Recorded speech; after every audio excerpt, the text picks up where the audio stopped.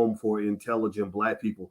I want to talk about this guy named Andrew Tate. Andrew Tate is this guy. He looks like, I think he's a brother, and he was just banned, basically banned from the internet, banned from YouTube, banned from Facebook, banned from Instagram. And Andrew Tate is fascinating, very fascinating. And people asked me what I thought about Andrew Tate being banned, and I literally made a whole page full of notes that I want to share in terms of breaking it down for you.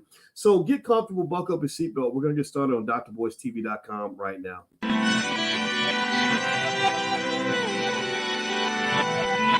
Here we are, clan the isms, cataclysm, great. Our people out here struggling, trying to make it in this state. Everybody out here doing it, but we the ones who late. Now family, we the ones who gotta delegate. Get that money in the power, never be fake. Stick to cosign for 3. What did he say? Create jobs, support our own. Educate the same and buy back your home. Got 3 degrees, triple 10. 3 PhDs, now we on the CNN. DBTV, let's talk about negligence. Ignorance is bliss, but we can turn it to intelligence. Believe none of what you hear, half of what you see. Let's break it down here on Dr. Boyce TV. Here we are. Hey, what's going on, guys? Welcome to drboystv.com, the home for intelligent Black people. My name is Dr. Boyce Watkins, and I want to say hi to everybody. I see H. Hall and Earth Haven and Joy, Jay Ford and Shirley Young, and Carlene Ali, and everybody on Instagram. What's going on? My Instagram is The Real Boyce Watkins. Give me a yes in the chat if you can hear me okay. Let me know you can hear me okay, because sometimes with the audio, I have some issues, and I want to make sure I'm coming through all right. So give me a quick yes in the chat that I'm coming through all right. And shout out the city that you're from. Let me know what city you're from. H. Hall's from Washington, D.C. We got Miami in the building. Hey, Sabrina and John, they put the B1s up. B1 means Black first. Black first means we put our community at the top of our priority list. Also, I see Barbara and Shirley and Tara and Latoya and Jonathan. And I want to say hello to everybody. Terry Cobb, my man out of Atlanta. Good to see you. Good to see you. My wife and I got a house down in Atlanta. So Atlanta's like a second home for us. We also have an office in the Black House, which is Jay Morrison's Legacy Center. And I want to mention that because I think that we should support good projects in our community that are Black owned and successful. There's a lot of other things I'll tell you guys about, like King Randall's School. King Randall's down in Georgia. I want to say it's either Albany or Macon. I think it's Albany, Georgia. And King Randall is extraordinary. And he's a young brother, 23 years old, educating Black boys and really just getting it done. So I hope you'll go look up King Randall, what he's doing with that school. So anyway, with that being said, I'm going to ask everybody a question. Give me a yes or no in the chat. How many of you have heard of Andrew Tate?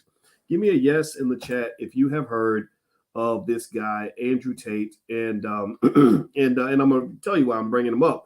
Andrew Tate is this guy. He was a former kickboxing champion, apparently. And I think he was born on the south side of Chicago.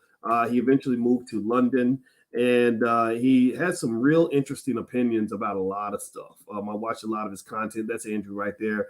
And this is another picture, of him on a boat or something. I don't know what he's doing. And Andrew Tate is this guy who was just booted off the internet, basically. I mean, literally, they kicked him off Instagram, YouTube, Facebook. I knew about him because my kids told me about him. My son is 19. And I'm the bonus dad. So if you saw him, you know he's not my biological son. He's 6'7", but that's my man, and I love being a mentor to him. And he was asking me what I think about Andrew Tate, and I said I don't know who this guy is. So he introduced me to what he had to say. Now, my first impression of Tate was I know guys like that. I've seen guys like that before. I was never a bully growing up, but my father was a little bit of a thug, a little bit gangster. My father's actually killed people, and so I know what bullies look like. Like I know when guys are really like blustery and everything else, and I know how to look right through that. I just don't take it seriously because I think that in order to really be truly a man, I don't think you have to behave in that kind of way. I think that if you're just a man, just be a man. That's what you are. You don't have to sort of walk around thumping your chest all the time. And so when I saw Andrew Tate, my first impression was that this guy was kind of full of himself, and I can see why he became popular, because people who don't have a lot of confidence, they tend to gravitate toward people who seem to be extremely arrogant, because we follow people who seem to kind of know the way. Right? We follow people, like whether you're following a pastor in the church who's telling you what you need to do to get to heaven. That motherfucker, he ain't never been in heaven. He ain't never died. But because he says it with such confidence, You believe that he must know the truth because you're being honest. You're being honest and saying, well, I don't really know what happens when I die. The pastor's like, I can tell you what's going to happen. And the Jesus is going to come get you. And the Lord is going to come save you. And you got to confess your sins, because if you don't confess your sins today, then you're going to burn in hell. Right? And you're like, oh, okay, I'm going to follow him because he sounds like he knows where he's going. Now, this is Uncle Boyce talking. And I can just tell you, that's what kind of happens with life. Like, people tend to follow people who are the loudest, the boldest, who appear to be the most confident, who are more in your face. And I get that, right? And then and it's life. I mean, people are trying to figure their way out. So because they don't know, most people don't know who the hell they are, where they're going. They just follow what appears to, the people that appear to know the answers, right? So this is one of the reasons why I think it's important for you to be intelligent Black people. Because if you're really intelligent and you really have critical thinking skill and you have confidence in your critical thinking skill, you're not going to follow any blowhard who comes in your face talking a bunch of shit. You're just not. You're going to sit there and say, yeah, I kind of hear it, but it don't add up to me. I'm not doing that. I'm not a sheep, right? And so Andrew Tate, I can understand why a lot of young guys would follow him, because of the society that we live in. And I'm gonna tell you, I took a whole page of notes. I went through his content, and because I really wanted to understand it, because you guys know I'm a professor. That's my background. So I want to understand things. I don't memorize things. I don't necessarily automatically agree with things. I just like to understand things. So I said, I really want to understand this guy because he's fascinating. He's really interesting. And so here's some things that came to mind. So Andrew's background. First of all, let me just say why I'm even jumping into this at all. First of all, I don't agree. To give you the short answer to a lot of this, I do not agree with the decision to ban him from the internet. I think that was wrong. I think it's unethical. I think it is a reflection of the world we live in. I think that any extreme liberal who believes in censoring people who disagree with you, you have become the oppressor. You have become the one who's intolerant. You're literally intolerant of people who don't tolerate what you claim to tolerate, but you don't tolerate it. So you're intolerant too. It's crazy to me. The extreme liberals are as bad as the most ignorant Trump supporters, because you got some ignorant ones out there. And I said it on Twitter. My Twitter's Dr. Boyce Watkins 1. And I said, I wish I could take all the extremists and just put them on a Elon Musk rocket ship and ship them to Mars, because they're messing up society. I believe most people are not extreme on the left, and most people are not extreme on the right. Most people are not extreme Democrats. Most people are not extreme Republicans. And I believe the extremists, because they yell the loudest and make asses of themselves and get the most offended by every little thing, it ends up distorting reality. And so when I see Andrew Tate, he's an extreme guy. He said some things that I don't agree with everything he said. Some of the stuff he said, I'm like, ugh, I get it. It's going to get you views on YouTube. A lot of young guys are going to follow you who don't know who they are. But there's no limit to being as blustery as you can be, so you can get more views on the internet, right? Maybe critical thinking skill isn't that important for people. I have no idea, but I know that when I would hear some of the things he would say, I would say, come on, man. Like what you just said was inappropriate. It was not even necessary. You ripped all the nuance out of it, and you sound like an ass right now. So some of the stuff he said, I didn't like at all. But the problem is that he's an extremist that's being dealt with by other extremists. So then you have the people on the other side, excuse me, who want to ban anybody who doesn't go along with their agenda, whether it's the LGBTQ agenda or the feminist agenda or the Democratic Party or Republic, whatever. People have these agendas, and I don't like it. I don't like it. And again, that's where my bias comes into play, because as a scholar, I believed in this thing that I thought a lot of us believed in, which is called freedom of speech. I believe that if you disagree with somebody, you would just debate them, or you would give another point of view. But now we don't live in that world anymore. We live in a world where people who claim to be victims will go and victimize other people by trying to destroy them because they disagree with them. Like I'll give you an example. On a lot of college campuses, I would see where conservatives who haven't hurt anybody, don't have a criminal record, will come to campus to try to speak. And the liberal extremists would do everything they could to get them uninvited and banned from the campus. Literally attack these people who never attacked you. They never attacked you. All they did was disagree with you. And I don't understand. Maybe I'm just thinking about it more than most people are, but I'm sitting there thinking, how dare you think that you can just annihilate anybody who disagrees with you and attack the shit out of them and then get mad and then claim to be the victim when they attack you back. When they come after you and start attacking you the way you were attacking them, it's like, oh, you can't attack me. I'm in a protected group. Well, you're not acting like it. You're not acting like you're in a protected class right now because you are beating up on everybody who doesn't go along with your opinion. And I think that's just wrong. Give me a yes in the chat if you can even understand what I'm saying. I'm not asking you to agree, right? That would be hypocritical for me to demand that you agree with what I'm saying. Just give me a yes if we can at least share points of view and disagree with each other and not think it's the end of the world. Just give me a yes in the chat to let us know we're on the same page. All right, so let's talk about Andrew Tate a little bit more. And by the way, my website's boycewatkins.com. You guys know at the All Black National Convention, we believe in freedom of speech. We don't take corporate money because we like to bring in all types of Black folks that have solutions, whether you're conservative or liberal or whatever. It's going to be October 28th through the 30th in Charlotte, North Carolina. Just go to boycewatkins.com and you can find information on the hotels and vendors and all that. Or you can just go right to allblacknationalconvention.com. So let me dig into this Andrew Tate thing. And I wanted to have this conversation separately because I know my wife is a woman and I'm a man. And we're going to see some of these things differently because she's 100% woman and I'm 100% man. So this maybe is an example of how even in a marriage, you may not see everything eye to eye, but you have to make room for everybody to have a perspective. Okay, so when I saw Andrew Tate, what I saw on the more favorable side was I saw some things he said that I thought were really good for young men to hear in terms of motivation. Now, pay attention now. Here's the thing. As much as you can criticize Andrew Tate for being this blustery blowhard of a guy that I honestly think that he is, you also have to, I also really like the fact that he's kind of like a really good motivator for men in a certain way, right? You can learn something from a man who was a world champion at fucking anything. I don't care if you're the world champion at tiddlywinks. World champions don't think like regular people. Let's just be clear. World champions don't go through regular stuff. World champions are typically very extreme at what they do. Anybody who's the best in the world at anything is going to have to be extreme because it takes extreme. You have to be extreme to be in the top 1%. But even when you're in the top 1% of something like golf, to be in the top 1% of golf, you beat out 99% of the population, but there's still hundreds of you in that group, right? So you're not special, when you're in the top 1% because there's hundreds of you. But when you are number one, ranked number one on top of the 1%, you can't be a normal person and achieve that level of success 9 times out of 10.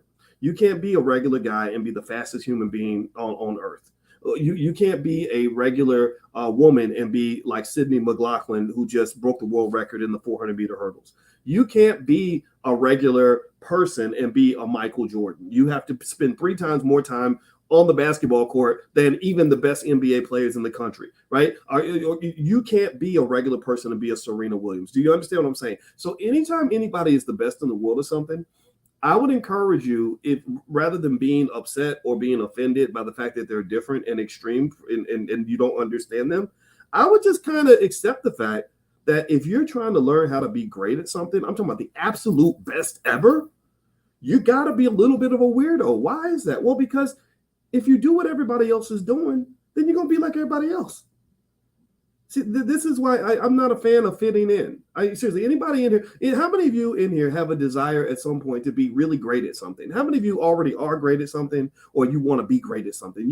I don't care what it is. I don't care if you want to have, more kids than anybody else, or if you want to, run a marathon. How many of you want to be, or you want to get a double doctorate in microbiology and heart surgery, right? Or whatever, right? How many of you really want to be great at something or have felt that way at some point? Give me a yes in the chat. Or you want your children to be great at something, like extraordinarily good, like to the point where they'd be on a magazine cover. Give me a yes in the chat. Okay, so all these great people in here, I need you to understand this right now. Greatness can be a lonely place because you literally have to get to the point where you create your own reality about a lot of things. To be great at anything, you got to have a standard that regular people are not going to fucking understand. You literally have to be looking at the top of a mountain that nobody else can see. You really have to be a little bit weird. And I say this, well, where's my area of greatness? Well, I don't know. I was the only Black person on the planet, the only African American on earth to get a PhD in finance when I graduated in the year 2002. There was no Black woman anywhere that I knew of, no Black man that I knew of anywhere. Still haven't heard from anybody that graduated that year. And in order for me to break down those barriers where all my other friends had failed, I had to be extreme. I had to really do things and go harder and be different from everybody else. Right? And so what I would say is with Andrew Tate, if you want to grab something positive from his existence, I think that there's something to be gained from him, sort of giving his perspective on things, right? Like, for example, he talks about depression in a way that my wife would drive my wife crazy. Remember, my wife is a mental health professional. She's a therapist. But Andrew Tate basically says, he in his world, which I don't agree with, but I'm going to nuance this a little bit. He says depression is only in your mind, and if you believe it's going to conquer you, then it's going to conquer you. If you're a man and you claim that depression is going to slow you down, then of course it will, because you believe it. It's all in your head. You can fight through that. Blah blah blah blah. Okay, there's some truth to that in some situations, right? That desire of a man to get up off your ass, stop making excuses, stop being a bitch, and go fight for what you want. I believe in that very deeply. I believe that message is a good. I approve that message. Seriously, like, stop it. Stop feeling sorry for yourself. Stop feeling like the world owes you something. Stop feeling like you're a loser. Ain't nobody gonna care about you. Seriously, ain't nobody gonna sit and cry with you. But there's also another point of view. There's another point of view that says that there are some people that have chemical imbalances in their brain that make it extremely difficult for them to just get over it or just act like it didn't happen, right? And what makes it difficult to understand is that we don't know the difference. Like, I don't know if I talk to you and you're telling me you're feeling low. I don't know if it's because you're choosing to be low or if you really have something going on psychologically that's making it almost impossible for you to get out of that state. I had a friend who I met at an event I did in Detroit. He was a former cop, and he told me his brother had committed suicide the year before. And I said, "What was your brother's name?" He told me his brother's name. And he said that he talked to his brother and gave him the whole pep talk because his brother was down and he was having a tough time. And he thought his brother was he'd overcome it. He said, I realized in hindsight that he was just saying, okay, but he really had bought into any of the solutions I presented. I had solved his problems for him. And he just really wasn't okay, but he was saying he was okay. Right. And next thing you know, his brother killed himself. And and I think that so this is where I'd have to get off the bus in terms of what Andrew Tate is saying and doing. What he's saying is that obviously because he's a world champion kickboxer, whatever the hell he was, that's a high testosterone sport. That's a situation. This is where I encourage men to understand the importance of balance. That's a mindset. He probably took steroids and all kinds of shit. Let's just be honest. Like in a lot of these extreme sports, when you talk about world champions, they're taking performance enhancing drugs. And I know people that are in that space that maybe they've dabble with cocaine, anything that'll make you hyped and crazy and ready to fight and kill somebody. All that's kind of there, right? So I don't know about him in particular, but what I'm saying is that sort of ideology says that my masculinity and my testosterone can overcome anything. My testosterone can solve any problem. I can brute force my way to any solution, to anything that I run into. Because I'm a soldier and I don't give up and I fight, and I get all of that. That's fine. It makes sense in certain contexts. But what it's missing is this important word called balance. Balance. Now, give me a yes or no. How many of you in this room, very simple question. Everybody answer it, please. How many of you in this room believe that men can learn something from women? How many of you in this room believe that a woman's perspective, as frustrating as it might be for a high testosterone man who wants to punch a hole in the wall every time he gets pissed off, that a woman's perspective can bring necessary balance to a situation that you can't solve by just beating everybody up? It's there was a scene in Hustle and Flow, that Terrence Howard movie that's really good. And there was a part where the two men got into it. They started arguing back and forth. Like, hey man, I'll kick your ass. No, I'm gonna fuck you up. Right? And then all of a sudden in the middle, Taraji P. Henson's character walks in and she's like, And she just ignores the fight and just says, well, I found this lava lamp and I thought that it would go real nice in the room. So I'm going to put it right here. And I made you some chicken in the other room and blah, blah, blah, right? and he walks out and literally she defused the whole situation by bringing this beautiful woman's touch, like this natural, almost goddess-like ability that women have to really help soothe the savage beast that lives within men. You know, there are things, there are superpowers that women have that I think as humans, I don't think we acknowledge them enough. I don't think we observe them enough. But that balance allows you to just kind of not just be a one-trick pony. You know, and what I mean by one-trick pony is if you're a guy who just thinks that the answer to everything is, you know, beating everybody up and drinking yourself into a coma and not talking about your problems and fighting everybody who disagrees with you, then you're not a balanced man. You're gonna die young. You're gonna have a bloody death because you're 100% soldier and nothing else. And there are a lot of soldiers. Again, my wife sees all kinds of clients and everything, and there are a lot of young former soldiers. And shout out to every soldier that's in the room. I appreciate you very much. Thank you for your service. But there are a lot of soldiers who kill themselves, you know, at an early age because they get into a world that requires you to have a Swiss Army knife of coping mechanisms for different situations that doesn't just involve picking up a gun and shooting somebody or punching somebody in the face, you know, or doesn't allow you to simply function as a normal person in society in your consistently traumatized state. And so here's the thing. Let me talk about Andrew Tate a little more.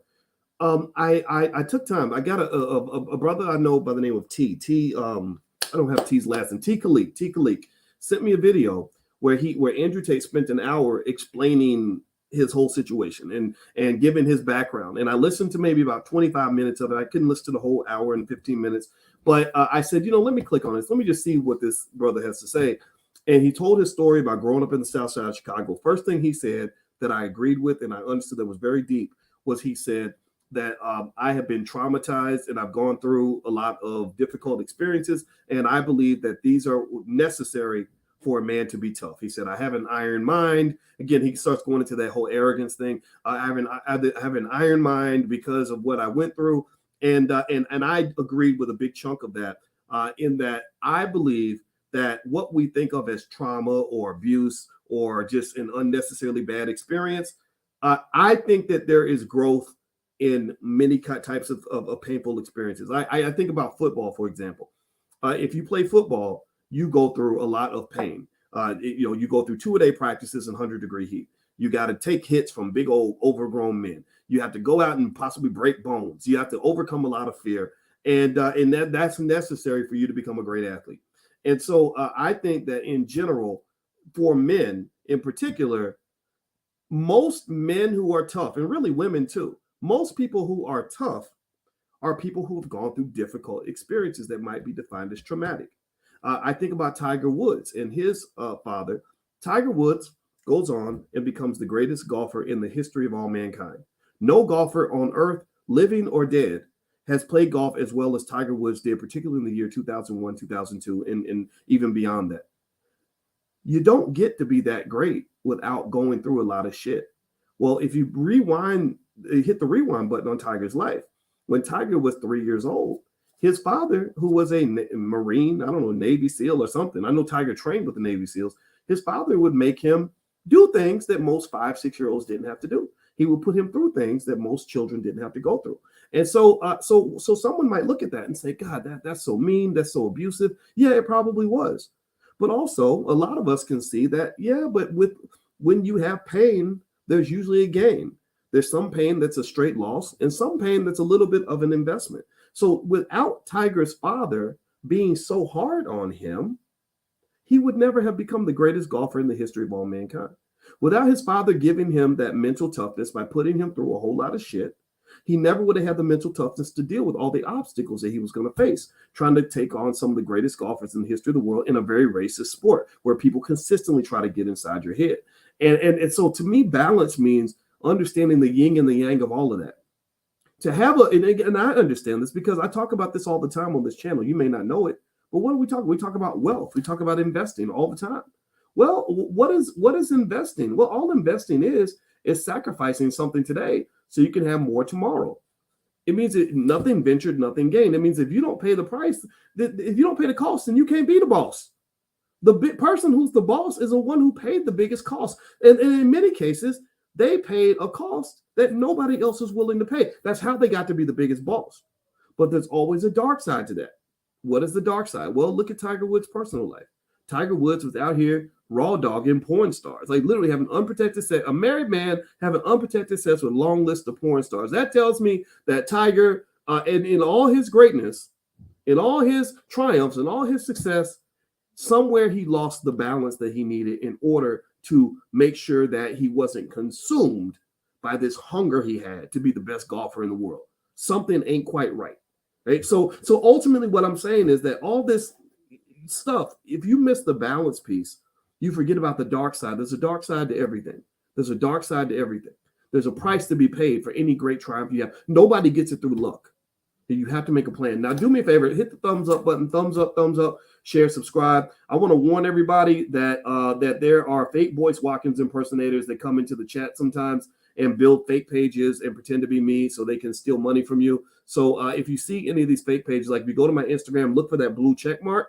If you get an inbox message from me, it wasn't me. It isn't me. In fact, there's a guy in the chat right now that's using a fake Boyce Watkins page that's telling everybody to inbox him. So I'd like for you, if you could, please report that page if you see that person, because we need to I want to make sure you guys are protected. I don't want to see anything bad happen to you. Also, for those of you that are coming to the All Black National Convention, October 28th through the 30th in Charlotte, if you want to get a discounted hotel, it's going to be at the downtown Sheraton. Do not pay the full price for the hotel. Do not pay the full price. Tell them you're with our group, or you can go to abnchotel.com to get your discount.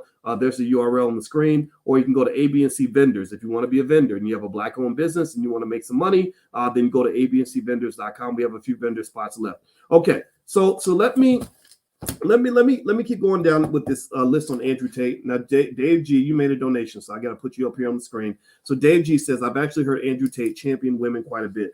He might have, but at the same time, Dave, I'm going to say that when I heard Andrew speak and I watched some of his content, I didn't watch it all, but I watched some of it.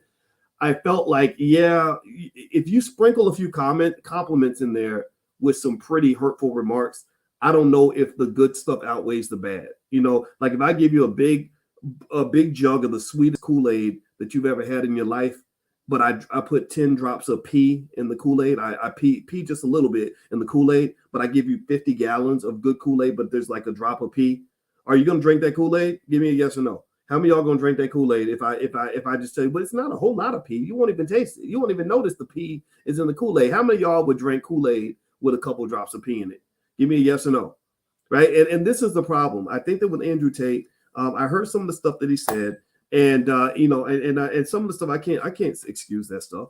I think some just different things about women and controlling women and telling them what to do and all this.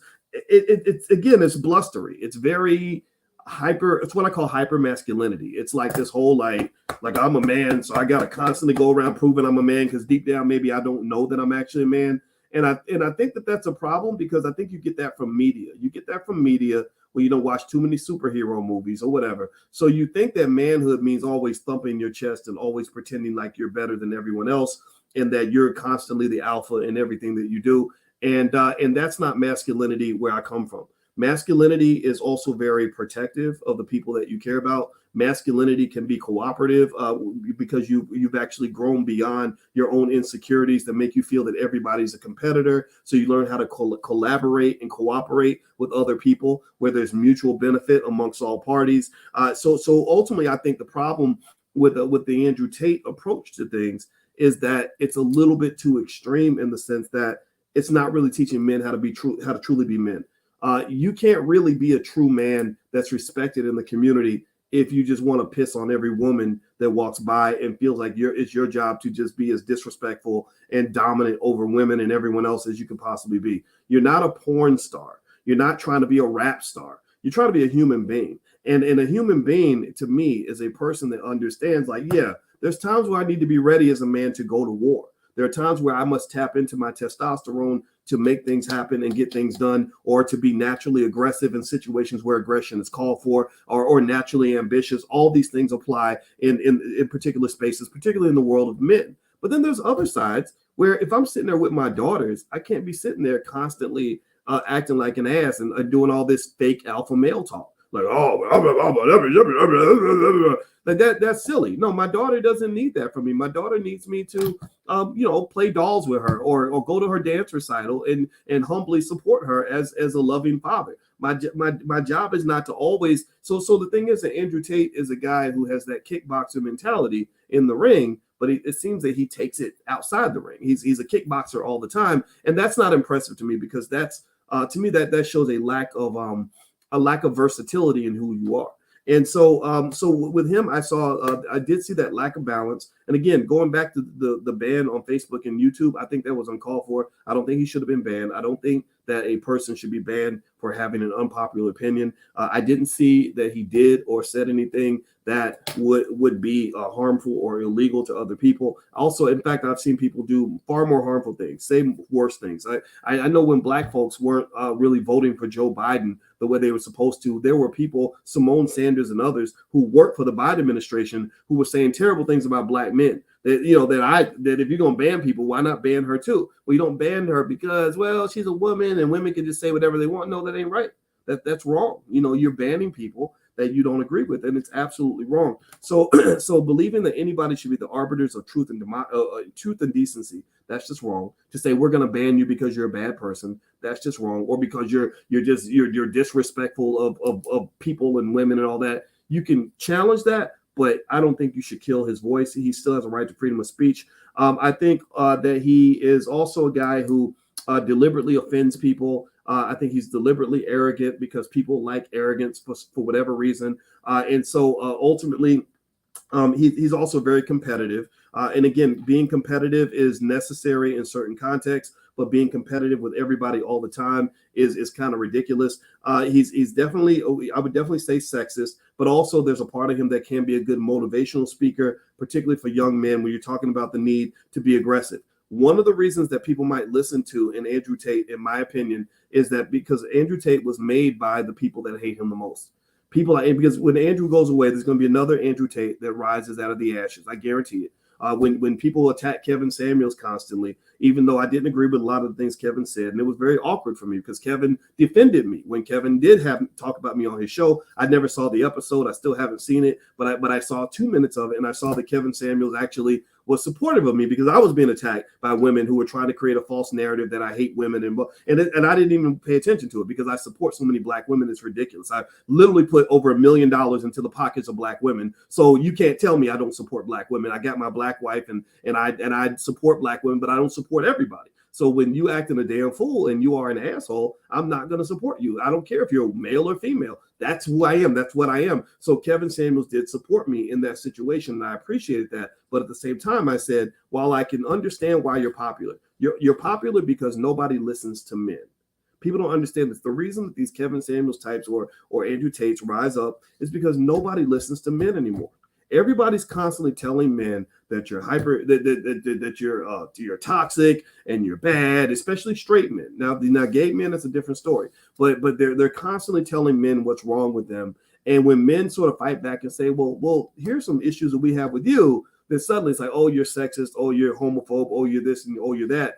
But what are you when you're constantly criticizing men? And in fact, the worst relationship advice I see on the internet, it's almost hilarious, is that if you want to be a famous relationship guru, all you got to do is gather a bunch of women and talk shit about men and tell women that the reason that you're single is because men aren't strong enough to handle you, and that men don't want to grow up, and men don't want to do this, and men don't want to do that, and they don't want to take responsibility, and they don't want to be accountable. That's how you get a bunch of women to follow you, especially if you're a handsome man. You just put pictures of yourself wearing a wife beater on your Instagram page and tell women that the reason you're single is because men aren't ready to step up to the plate. Well, guess what? Those are pimps. Those guys ain't nothing but pimps because they're pimping women for their money so that by telling them what they want to hear. And then at the same time, the way to get men to support you if you are a so-called relationship guru is either if you are a beautiful woman or maybe or a guy who simply tells men that the reason you don't get what you want is because there's something wrong with women. These and that was my issue with the whole Kevin Samuels thing. There was again, the balance was lost. The balance was lost. You don't get rewarded on the internet by being a balanced person. You don't. You get rewarded on the internet by being an extremist. And the problem that I had no problem with a lot of Kevin Samuels content up until he became really big. He became really big because he told a lady that she was going to die alone because she didn't listen to him. Yeah, fuck it, you're going to die alone. Why you got to say that? Why she might, maybe it's true. Maybe it's true, but why do you need to be the one to say that? And what gives you the authority to even say that about another person? Like, do you understand what Black women have gone through? Like, do you understand what it's like when you're living in a world where the men that you depended on the most abandon you? 76% of all Black women don't even have their father in the house growing up. And to me, when you're criticizing Black women and you're not putting all that into context, that just bothers me. I think that's wrong. And I know people might say, you know, I think I've probably been called a simp more times than I can imagine, but I don't give a shit. You know, to me, the simps are the men who will beat up on the women who gave life to your raggedy ass. Without Black women, you would not exist, Negro. Who the hell made you think that you can run around here talking about women? If you talk about Black women, you better be careful. Watch your words or keep their name out your mouth. Either say it carefully and with respect or keep their name out your mouth. Because when you hate your women, you hate yourself, you hate your community.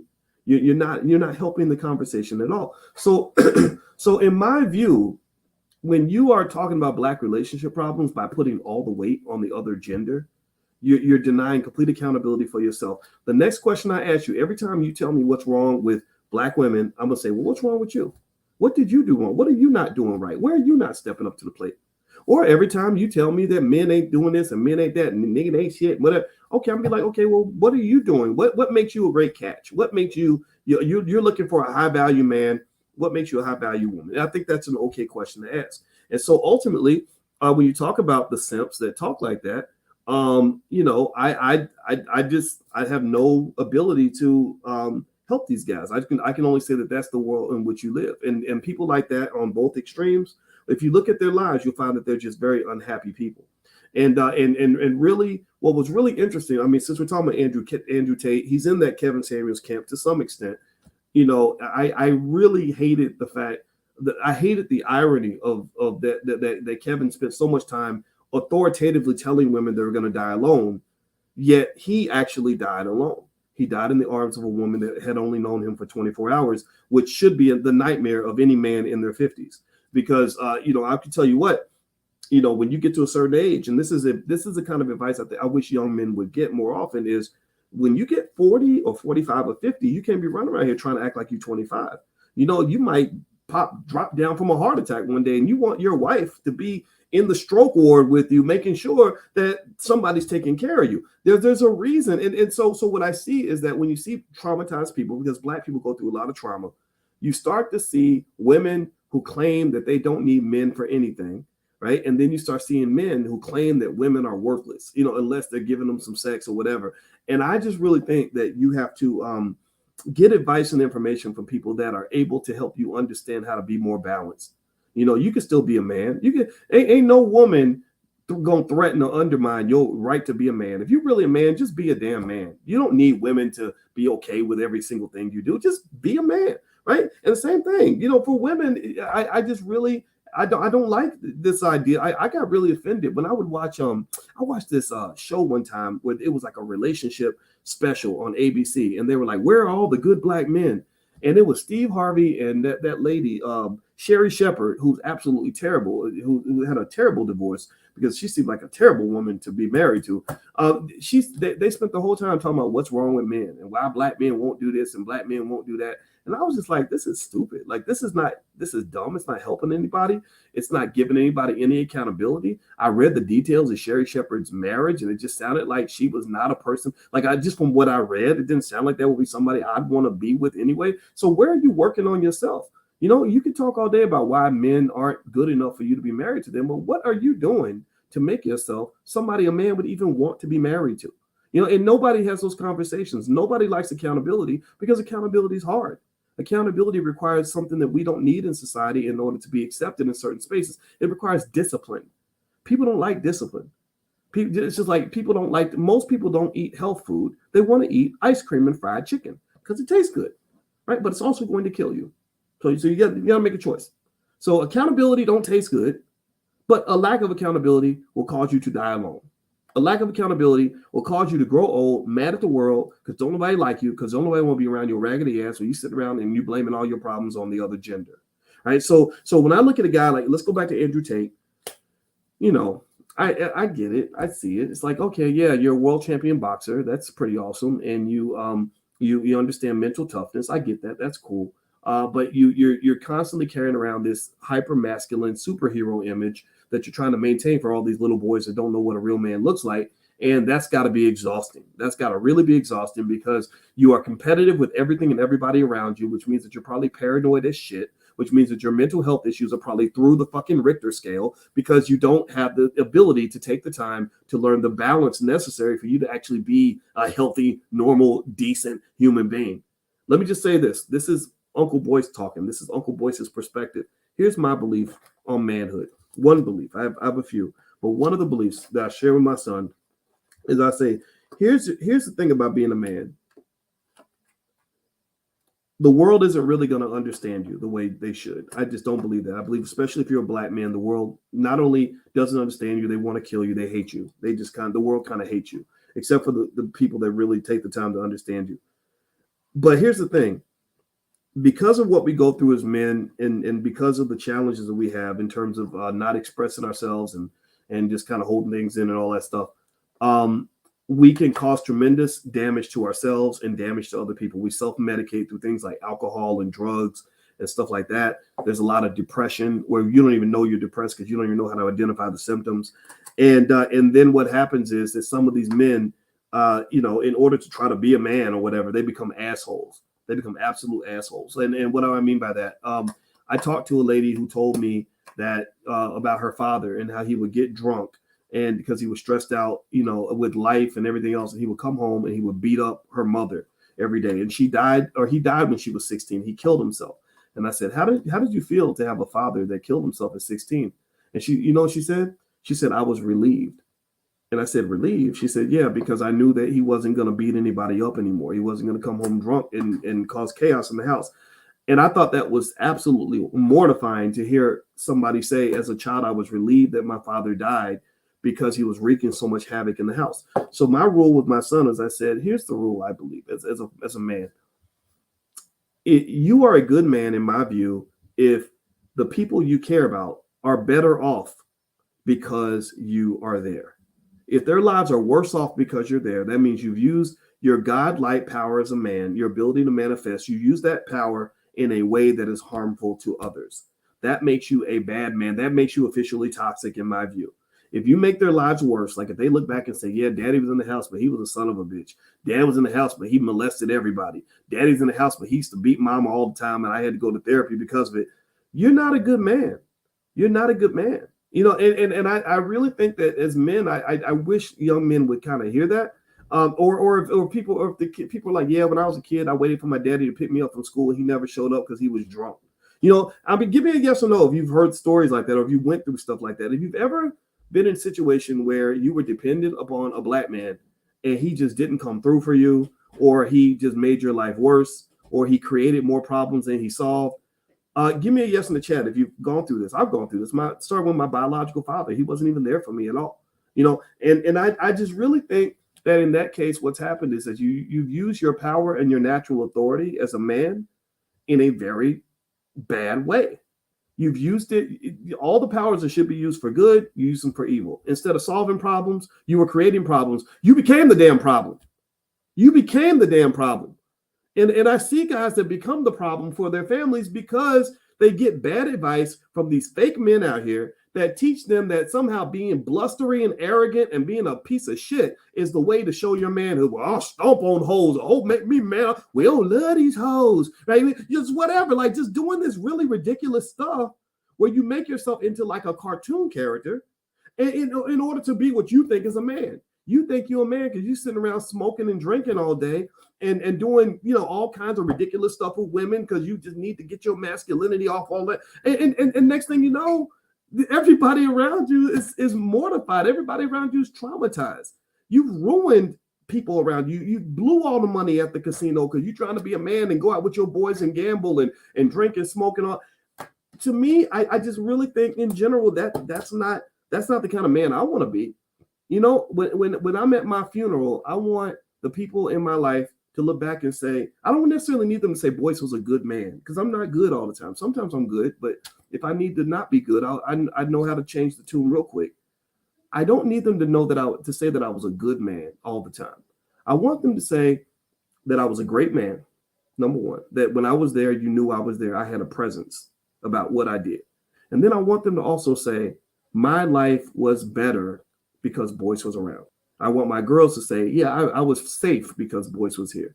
I want my wife to say, yeah, I was loved when Boyce was here. I was provided for. I want people to say, yeah, I got smarter because I hung out with Boyce. I want y'all to say, yeah, listening to Dr. Boyce really made my life better, right? That to me is a measure of manhood. And I think that, so to me, when you have selfish men and selfish women, I don't necessarily identify with that. I don't identify with selfish women who just talk about aborting a baby like it's like pulling a tooth, like they don't care. They don't feel like they have to tell a man anything. He has no rights when it comes to his baby. I don't identify with that. I understand you want to say my body, my choice and all that, but if that's my baby, I'd like to have some say in what happens with my baby. I also don't like selfish men who define their masculinity solely on a bunch of criteria that you got off the fucking TV.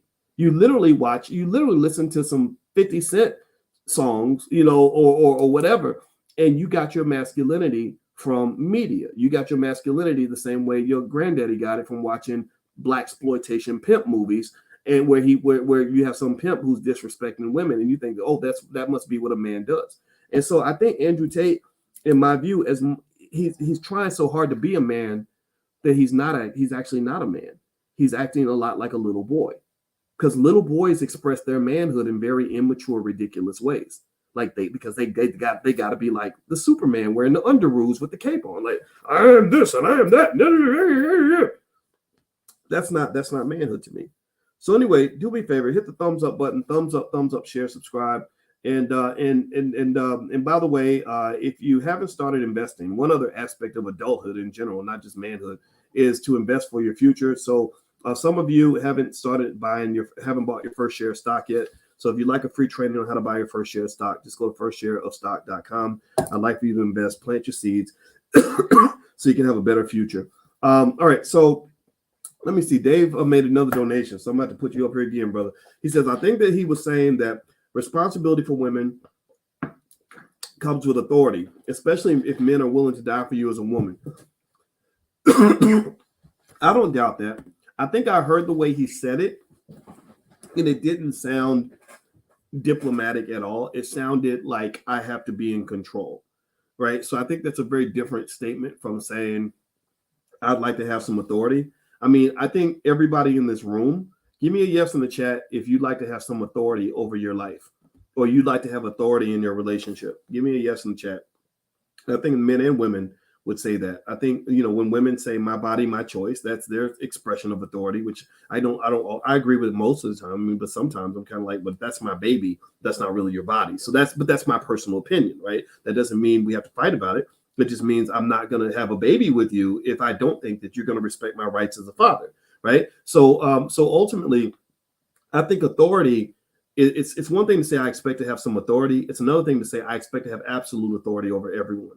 And I don't really know if that's necessary to have a good relationship. I don't know if that works all the time. But then again, if the other person agrees to it, then who am I to say that it's wrong? I also think that Andrew Tate being banned on social media is a result of liberal extremism, a lot of propaganda, a lot of smear campaigns. And I saw this happen. You see this flare up whenever any type of unpopular masculine leadership emerges, right? So you can't say Andrew's approach isn't a masculine approach. I mean, he's a kickboxer, world champion for God's sake, so he's very hyper masculine. But and when you see that rise, you tend to see this sort of backlash where it's kind of like people fight dirty. So for example, with Tate, from what I understand, and he mentioned this in his video, and he talked about, being accused of criminal behavior. And he said, this is not true. I have not done these things. I don't have a criminal record. And I've seen that happen, right? You saw, for example, when Bill Cosby went down over a bunch of unproven accusations from white women from 40 years ago, no proof required. Doesn't mean Cosby didn't do it. It just means that the bar was set very, very low. Whereas at the same time, that white woman who killed Emmett Till, they had sympathy for her because she was in her 80s. Well, I think that same sympathy should have been extended to a Cosby because he was also in his 80s. But they'll send a black man to prison in his 80s. But when you talk about sending a white woman to prison in her 80s, suddenly we all get empathetic or whatever. The other thing, too, is I remember when Ice Cube stood up to the Democratic Party and said, we're not going to support you unless you do something for black people. Well, then people started doing dirty tricks again on him. They did an SNL skit where they pretended like he was a MAGA supporter, and he never ever was a MAGA supporter. He wasn't a Democrat or a Republican. He just said, I'm team black people. And so I saw firsthand people just lying and making things up. And that's a consistent tactic that people will use. They will just lie on you. They lied even when Kevin Samuels was alive. I saw people lying about him, making things up about his life that were not proven. And I really think that is a type of fascism, if you will, that we don't discuss enough. We don't talk about when the left gets mad and they start throwing temper tantrums and they start making things up to smear somebody so they can take them off the radar because they feel like they should be the ones who are the dominant ones in the space. So they're kind of like just the liberal version of an Andrew Tate. They're upset because their authority is being challenged by heterosexual males who exhibit their own version of masculinity. And I think that's where I get off the bus. Again, that's why I say, as much as I didn't like Tate's version of masculinity, some of the stuff he said just sounded like, yeah. I don't think he should have been banned. If you don't like him, just debate him. Do a counter video. Just say, here's why I think Andrew Tate is stupid. That's fine. Let's do that. Let's have that conversation. Why in the world are you trying to exterminate all of your political enemies? They do stuff like that in countries. They did it in Rwanda and I think Kenya after an election. They were chopping people's heads off or whatever. I mean, they do that in other parts of the world. Bosnia Herzegovina, they decided to just annihilate the whole other side. I mean, but I don't think that should happen here. I'm not a fan of that. And so also, I'm sitting there looking at some of the notes. I saw he made a couple of other statements that, again, they sound good if you're not thinking, but there are statements that need a little more nuance. Like I think he said something like, you're not a millionaire if you cook or something. He said something like it's bad for men to cook because that's why you're not a millionaire, because you cook. And it was something ridiculous like that. And I listened to what he said though. And he was basically saying that if you're trying to be great at something, you can't spend your time on worthless activities. And where I saw that statement coming from is the fact that, going back to what I said earlier, to be the best in the world at anything, you got to be really extreme. And I identify with that because I remember, and I told my wife this, I said, I'm trying to be a great scholar. And when I was at Syracuse University, I wanted to be the best scholar I could possibly be. I wanted to be the best in the world. So what I did was I had to really manage my time. And I said, I'm not going to spend time cooking and cleaning when I could spend that time working on my research and studying new topics and learning things that are going to make me better at what I do. I'll pay somebody to cook and clean while I go put my time into the things that I really need to do. And I think that's a skill that anybody should pick up if you want to be great at something. If you want to run a business or whatever, value your time. Buy somebody else's time. Let them do the little things around the house. You don't have to be the one who does every single thing, because then you can't be great at the one thing that matters to you. So I think that's what he was saying, but it kind of came off kind of weird. And then I saw another headline that said that he claims that men are weaker if you live with a woman. And again, this is where propaganda kicked in. They gave the headline, and I was like, "You're weaker if you live with a woman?" Okay. And I saw what he was saying. I didn't agree with it completely because it lacked context that he didn't provide. So the headline took away context, but he took away context because he made this simple-minded, one-dimensional statement. His statement was basically to the point that he was arguing that men who live with women have a harder time competing with other men because just living with a woman makes you softer, right? And here's the thing. I don't completely disagree with that if you live in a world that is hyper competitive all the time. Like if you're trying to be a world champion in basketball or kickboxing or whatever, then yeah, if you live with a bunch of, grunting cavemen who are thinking about fighting all the time, and all they do is sit around and fight all the time. They're just a bunch of one-dimensional, one-dimensional gorillas that are constantly talking about kickboxing. Then yeah, you're going to be better than the guy who has to like stop kickboxing so he can go and like spend time with his wife and kids. That's a natural point. That makes perfect sense. But what isn't discussed there is that you can't live like that all the time. You can't live like that for the rest of your life. Eventually, I mean, maybe you live like that in your 20s because you want to be good at something, but then you get to your 30s and your 40s and other things start to matter. Like your family starts to matter. Your quality of life starts to matter. Your health starts to matter. My wife actually, who is an expert on the mind and all this other stuff, she talks about that competitive hypermasculinity that you have if you're a fighter or a soldier, and what that does to your, I think she called it the parasympathetic nervous system. And basically she said that if you're always like that, if you're always Mr. like on 10, adrenaline, ready to fight, ready to compete with everybody, that literally kills you. Like that literally causes you to die younger. And so with Andrew, that came from his trauma. He, like growing up with the trauma and growing up with a hypermasculine father who told him to fight everybody, he kind of grows up thinking that that's just the way he's supposed to be all the time. Now, I don't know how old he is. Does anybody know how old he is? Let me Google it real quick. Let me see. How old is Andrew Tate? He's 35 years old. So Andrew is at an age where at the age of 35, let me tell you what happens to men when they turn 35. I read up on some of this. At 35, your testosterone levels as a man drops by 1% per year after the age of 35. Okay, that's the first thing. And so where Andrew Tate is reaching is he's reaching this age where he's starting to go in a different direction in terms of that hypermasculinity thing. Right. And so what I've seen, and it's funny because I remember when Kevin Samuels said that women over 35 are the leftovers and nobody wants you, which I thought that was complete bullshit. Because when I was single at the age of 44, I told my friend, I said, I'm not going to date any women under 35 because I want to date a grown up. I dated a woman that was young and it was nice and it was fun. It was interesting. It had its place. It was an experience, but I never thought about marrying this woman because I don't really want to I didn't really want to be married to somebody who was watching Saturday morning cartoons when I was in college. Like that just felt weird to me. So I remember saying, I said, there are a lot of beautiful, amazing women over 35 who aren't going to be trying to have kids and all this other stuff that I could possibly date. And this was before I married my wife. And here's the thing. I know a lot of other high value men, highly educated, plenty of money in the bank, who think the same way. So when Kevin said that women over 35 are leftovers, I said, that's bullshit, man. That's just not true. Like, why would you say that? Why would you even, and again, and I know when people are going to get mad about saying this, and I have to bring it up. I don't like bringing it up, but I have to bring it up because people aren't hearing all points of view on this.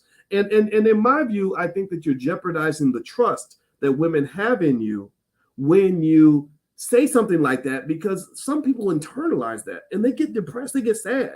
And it's crazy to me that a beautiful 39-year-old woman would think that she's a worthless leftover because she's over a certain age. That's just like when you tell men who work at McDonald's that you ain't shit because you make a minimum wage.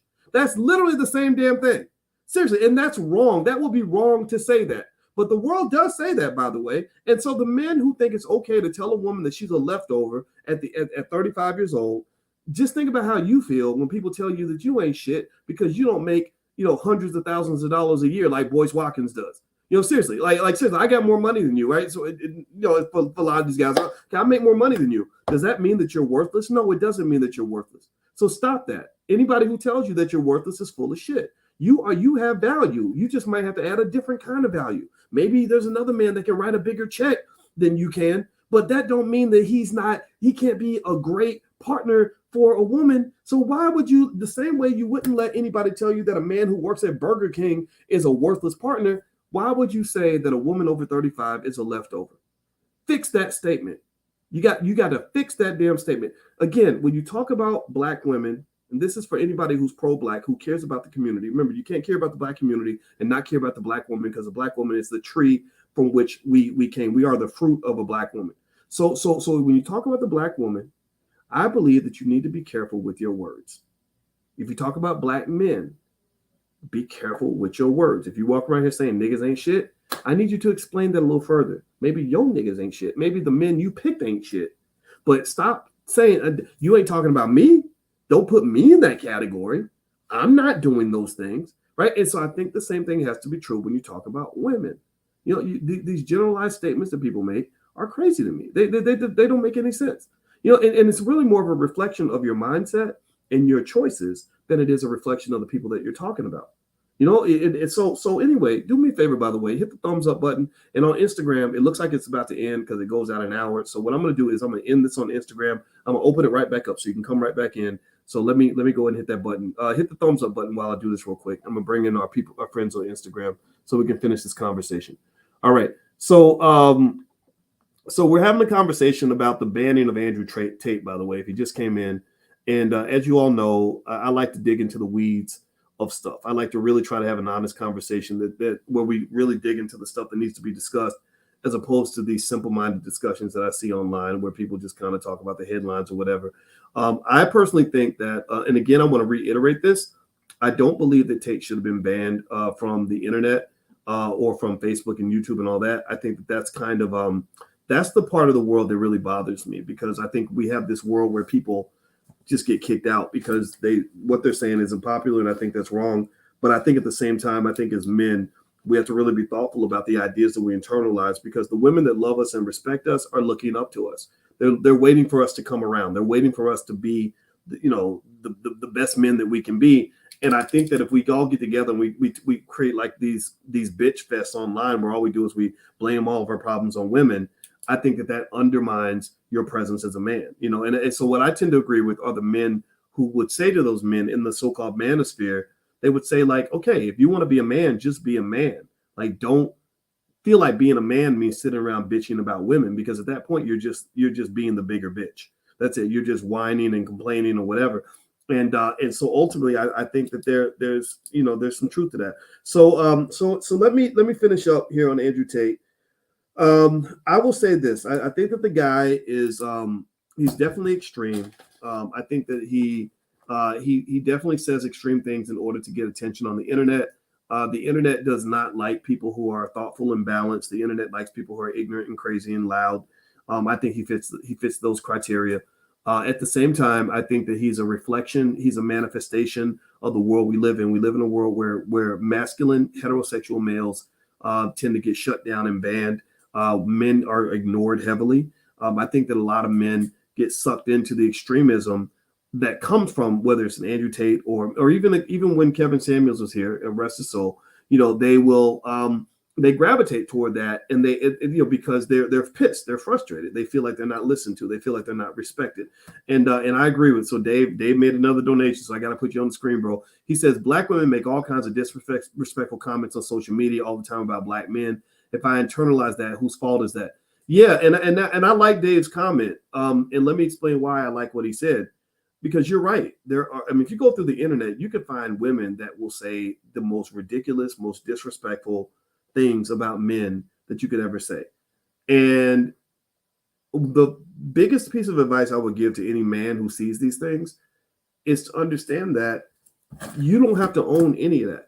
Like, her making that statement is a reflection of what she's gone through with the men in her life and her worldview.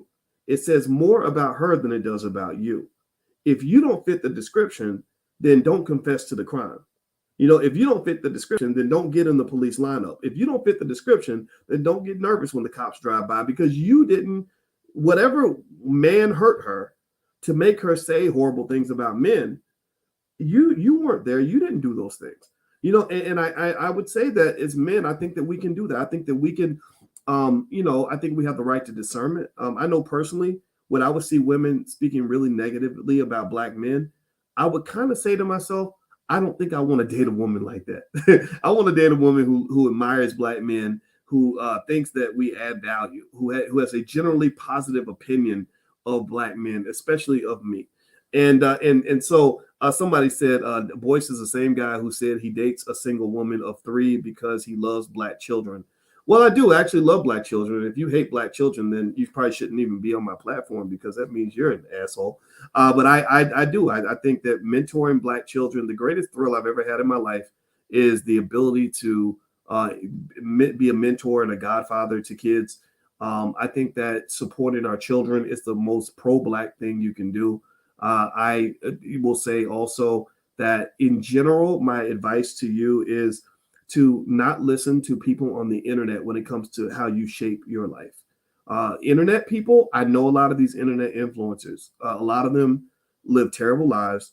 A lot of them get most of their satisfaction in life from the fact that they were successful at getting people to follow their YouTube channel. So many of them, unfortunately, are creating the false reality that you want to see and that you want to hear because they become your form of entertainment.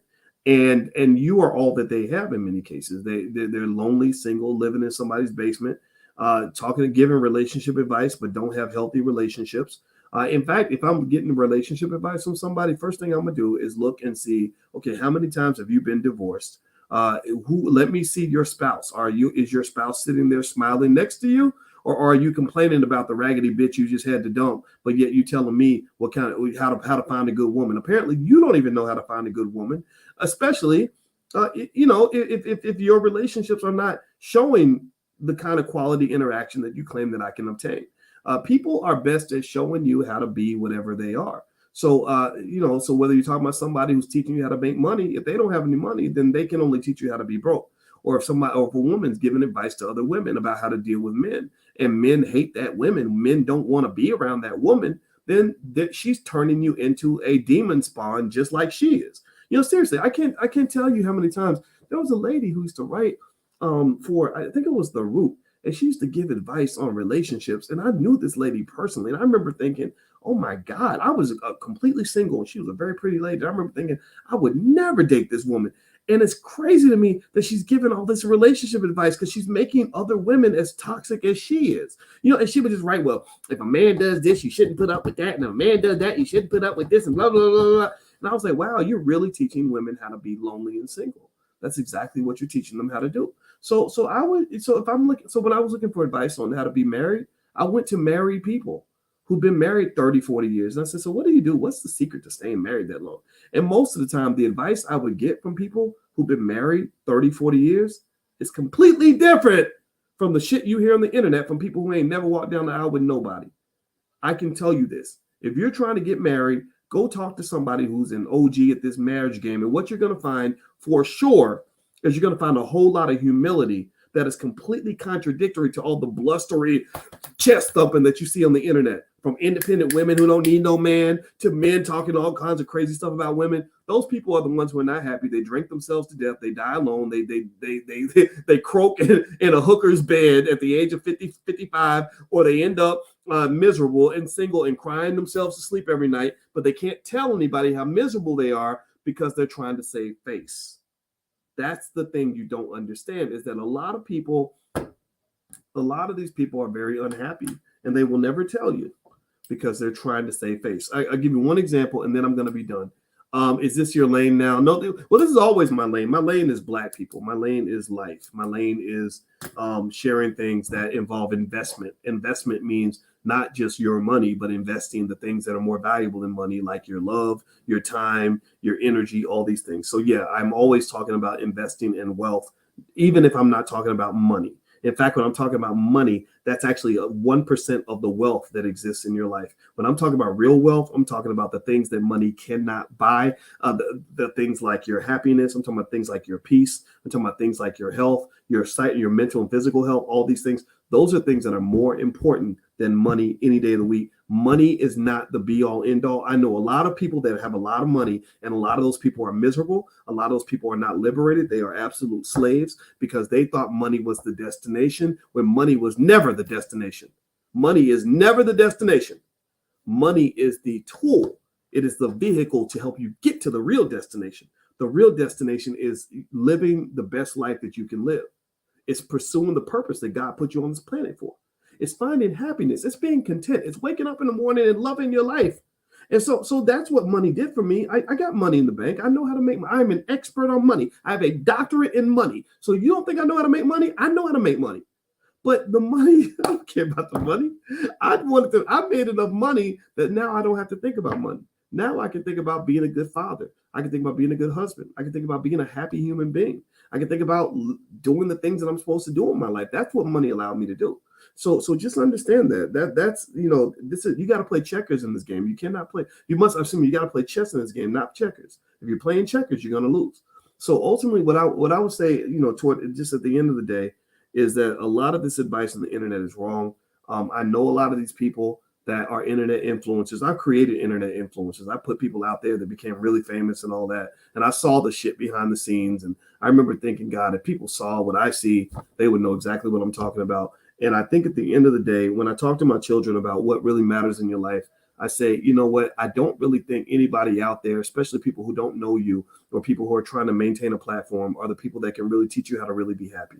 I think you have to take advice from a lot of different sources, pull it together, obtain knowledge of self, and then come up with your own special formula that works for you. And you got to have enough confidence to believe in that, right? And not everybody's going to get it, but you'll get it. And that's all that matters. Okay. So find your happiness, find your peace. That's where the true wealth is. Money is just a vehicle to obtain that. Okay, guys. All right. So anyway, that's it. I'm done talking. And so again, to summarize, I don't think Andrew Tate should have been banned from the internet. I think that's kind of ridiculous. But at the same time, I listened to what he had to say, and it's like, yeah. I know why he's famous. He's famous because he just says a bunch of stuff that really isn't true. And what's going to be interesting for him is he's going to go through some revelations in his own life. Now that he's 35, again, when your testosterone drops 1% per year, and he starts being forced to identify a more complex version of manhood than the one that he spent his first 35 years on this earth learning, he's gonna deal with some tough realities, right? So a lot of times you have these tough guys like the Arnold Schwarzenegger types or whatever. They start getting older and they start realizing that the equation shifts when you get older. The happiness equation shifts.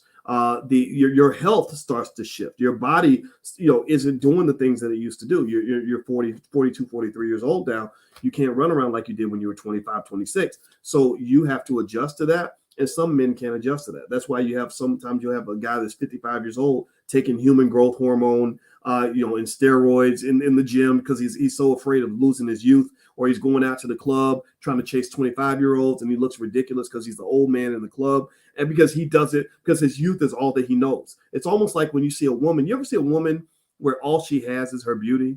And I mean, there's nothing sadder than to see a woman who identified herself solely based on how pretty she was, and watching that woman get older and having to deal with the fact that she's going to have to become a multidimensional creature in order to still be seen as an appealing or an attractive woman. When she was younger, she got away with just being the prettiest girl in the room, but now she's 40 and she's competing with 27-year-olds who are much prettier than her.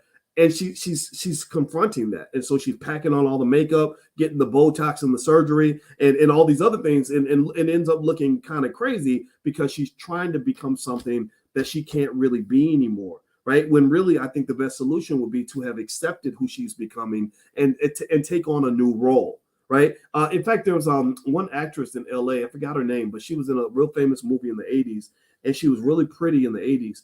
And because she could not accept the fact that she was getting older, she rejected all the Hollywood roles that were offered to her for older women. She refused to play anybody's mother. If the child was like an adult, she refused to play a grandmother for sure. So she was in her 50s, refusing to even play like the role of a mother of an adult child, right? And that's kind of a weird, almost like a Peter Pan-ish kind of mindset, right? So I wonder what's going to happen with Andrew Tate as he gets older. Like, I'd love to see Tate at the age of 50 and to see if he's still trying to hold on to this hyper masculine position as a 50-year-old that he had as a 35-year-old.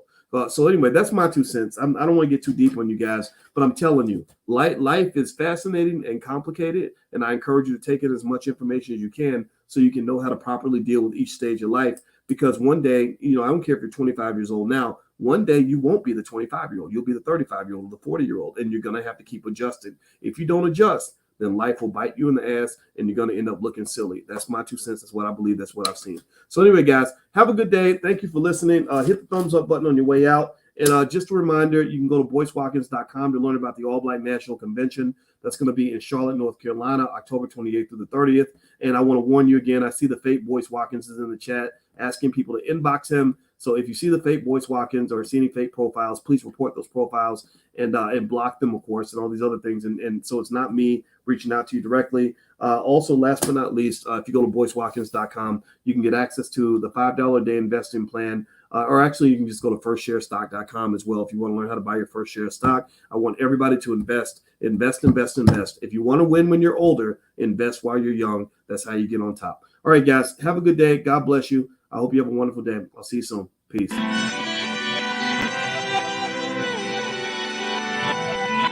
Here we are, clearing the isms, cataclysm great. Our people out here struggling, trying to make it in this state. Everybody out here doing it, but we the ones who late. Now family, we the ones who gotta delegate. Get that money in the power, never be fake. Stick to cosign for 3. What did he say? Create jobs, support our own. Educate the same and buy back your home. Got 3 degrees, triple 10. 3 PhDs, now we on the CNN.